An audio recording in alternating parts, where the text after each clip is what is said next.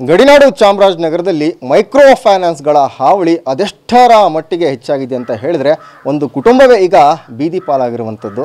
ನನಗೆ ಚಾಮರಾಜನಗರ ಜಿಲ್ಲೆ ಹನೂರು ತಾಲೂಕಿನ ಏನು ಕಾಮಗೆರೆ ಒಂದು ಬಳಿ ಇರುವಂಥದ್ದು ತಾವು ಕೂಡ ನೋಡ್ತಾ ಇರ್ಬೋದು. ಯಾವ ರೀತಿಯಾಗಿ ಒಂದು ಕುಟುಂಬ ನಿಜಕ್ಕೂ ಕೂಡ ಬೀದಿಗೆ ಬಂದಿದೆ ಅಂತ ಹೇಳಿದ್ರೆ ಎಲ್ಲವೂ ಕೂಡ ನೇರವಾಗಿ ಪ್ರತ್ಯಕ್ಷ ವರದಿಯನ್ನು ಇಂದು TV9 ಮಾಡ್ತಾ ಇದೆ. ಆ ಸಾಲದ ಶೂಲಕ್ಕೆ ಸಿಲುಕಿ ಸಂಪೂರ್ಣವಾಗಿ ಒಂದು ಕುಟುಂಬವೇ ಬೀದಿ ಪಾಲಾಗಿರುವಂಥದ್ದು ತಾವು ಕೂಡ ನೋಡ್ತಾ ಇದ್ದೀರ ದೃಶ್ಯಾವಳಿಗಳಲ್ಲಿ. ಇವರ ಹೆಸರು ಚಲುವರಾಜ್ ಅಂತ ಹೇಳಿ ಇವರು ಟೈಲ್ಸ್ ಕಾಂಟ್ರಾಕ್ಟರ್ ಆಗಿ ಕೆಲಸ ಮಾಡ್ತಾ ಇದ್ರು. ಉತ್ತಮವಾದಂತಹ ಜೀವನವನ್ನು ಕೂಡ ನಡೆಸ್ತಾ ಇದ್ರು. ಆದರೆ ಅನಿವಾರ್ಯ ಕಾರಣಗಳಿಂದಾಗಿ ಈಕ್ವಿಟಿ ಸಂಬಂತಹ ಒಂದು ಮೈಕ್ರೋ ಫೈನಾನ್ಸ್ ಸಂಸ್ಥೆಯಿಂದ 7 ಲಕ್ಷ ಹಣವನ್ನು ಸಾಲವನ್ನು ಪಡಿತಾರೆ. ಅದಾದ ಬಳಿಕ ಕಂತನ್ನು ಕಟ್ಕೊಂಡು ಹೋಗ್ತಿರ್ತಾರೆ. ಬಳಿಕ ಮತ್ತೆ 3 ಲಕ್ಷ ಹಣ ಪಡಿತಾರೆ. ಆದರೆ ಲಾಕ್ಡೌನ್ ಆದಂತಹ ಸಂದರ್ಭದಲ್ಲಿ ಅವರಿಗೆ ಸಾಲವನ್ನು ಮರುಪಾವತಿ ಮಾಡೋಕ್ಕೆ ಆಗೋದಿಲ್ಲ. ಹಠಾತ್ತನೆ ಬಂದು ಒಮ್ಮೆಲೆ ಮನೆಯನ್ನು ಸೀಸ್ ಮಾಡಿರುವಂಥದ್ದು. ಆ ಒಂದು ವಿಚಾರವನ್ನು ತಿಳಿದಂತಹ ಚಲುವರಾಜ್ ಈಗ ಸ್ಟ್ರೋಕ್ ಹೊಡೆದಿರುವಂಥದ್ದು. ಸಂಪೂರ್ಣವಾಗಿ ಕೈ ಕೂಡ ನಿಷ್ಕ್ರಿಯವಾಗಿರುವಂಥದ್ದು. ಕೈ ಆಡ್ಸೋಕ್ಕೂ ಆಗೋದಿಲ್ಲ, ಮಾತು ಕೂಡ ಆಡೋಕೆ ಬಾರದಂತಹ ಪರಿಸ್ಥಿತಿ ಈಗ ಎದುರಾಗಿದೆ. ಇಂತಹ ದುಸ್ಥಿತಿ ಇದ್ರೂ ಕೂಡ ಯಾವುದೇ ರೀತಿಯಾದಂತಹ ಮಾನವೀಯ ಮೌಲ್ಯಗಳನ್ನು ಮೆರೆಯದೆ, ಅಂದರೆ ಯಾವ ರೀತಿಯಾಗಿ ಅಂತ ಹೇಳಿದ್ರೆ ಹಠಾತ್ತನೆ ಬರ್ತಾರೆ, ಮನೆ ಸೀಸ್ ಮಾಡ್ಕೊಂಡು ಹೋಗ್ತಾರೆ. ಅವತ್ತು ಏನು ನಡೀತು, ಆ್ಯಕ್ಚುಲಿ ಎಷ್ಟು ಸಾಲವನ್ನು ತೆಗೆದುಕೊಂಡಿದ್ರು ಇವರು, ಏನೆಲ್ಲ ಸಮಸ್ಯೆಗಳನ್ನು ಈ ಮೈಕ್ರೋ ಫೈನಾನ್ಸ್ ಇಂದ ಈ ಫ್ಯಾಮಿಲಿ ಅನುಭವಿಸಿದೆ ಅಂತ ಹೇಳಿ ಸ್ವತಃ ಅವರ ಪತ್ನಿ ನಮ್ಮ ಜೊತೆ ಇದ್ದಾರೆ, ಅವ್ರನ್ನೇ ಮಾತಾಡ್ಸೋಣ.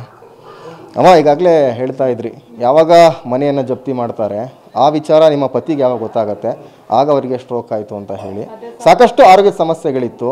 ಮೊದಲನೇದಾಗಿ ನೀವು ಎಷ್ಟು ವರ್ಷಗಳ ಹಿಂದೆ ಎಷ್ಟು ಲಕ್ಷ ಹಣವನ್ನು ಪಡೆದಿದ್ರಿ, ಎಷ್ಟು ಲಕ್ಷ ಹಣವನ್ನು ಮತ್ತೆ ಮರುಪಾವತಿ ಮಾಡಿದ್ರಿ, ಈಗ ನಿಮಗೆ ಅಧಿಕವಾಗಿ ಬಡ್ಡಿ ಎಷ್ಟು ಕೇಳ್ತಾ ಇದ್ದಾರೆ, ಏನೆಲ್ಲ ಆಯಿತು ಹೇಳಿ ಅಮ್ಮ. ಫಸ್ಟ್ 7 ಲಕ್ಷ ತಗೊಂಡಿದ್ದ ಸರ್. ಯಾವಾಗ?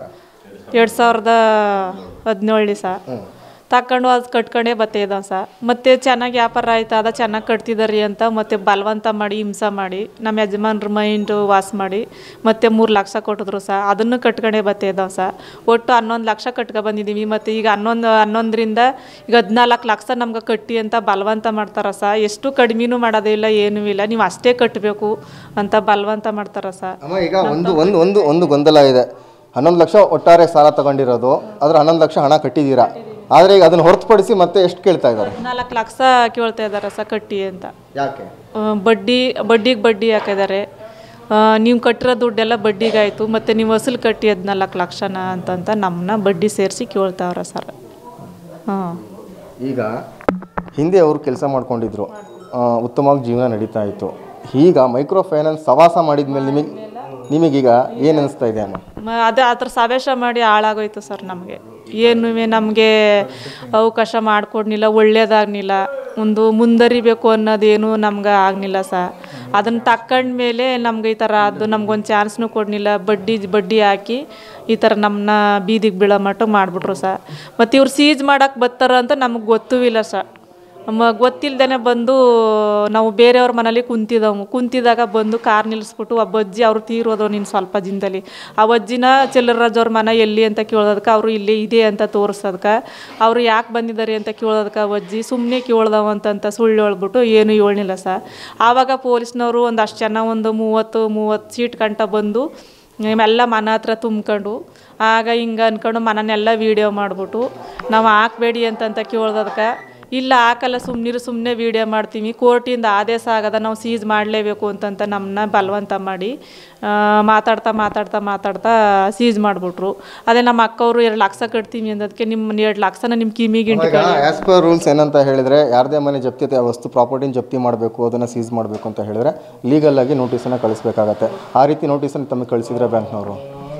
ಕಳಿಸಿದ್ರು ಸರ್. ಕಳಿಸಿದ್ರು, ನಮ್ಗೆ ಕಟ್ಟಕ್ಕೆ ಆಗಲಿಲ್ಲ ಸರ್. ಅದನ್ನು ಕಳಿಸಿದ್ರು ಕಟ್ಟಕ್ಕಾಗಲಿಲ್ಲ ಸರ್. ವ್ಯಾಪಾರನೇ ಆಗಲಿಲ್ಲ. ನಮ್ಮ ಎಲ್ಲಿಂದ ಕಟ್ಟೋ ಹಿಂಗೆ ಆಗ್ಬಿಡ್ತಲ್ಲ. ಫಸ್ಟು ಬಾಯಿ ಆಗ್ಬಿಡ್ತು, ಆಮೇಲೆ ಅವ್ರು ಆದಮೇಲೆ ಜಾಸ್ತಿ ಮೈಂಡ್ಗೆ BP ಜಾಸ್ತಿ ಏರ್ಬಿಟ್ಟು BP ಆಗ್ಬಿಟ್ಟು ಹಿಂಗೆ ಆಗ್ಬಿಡ್ತು ಸರ್.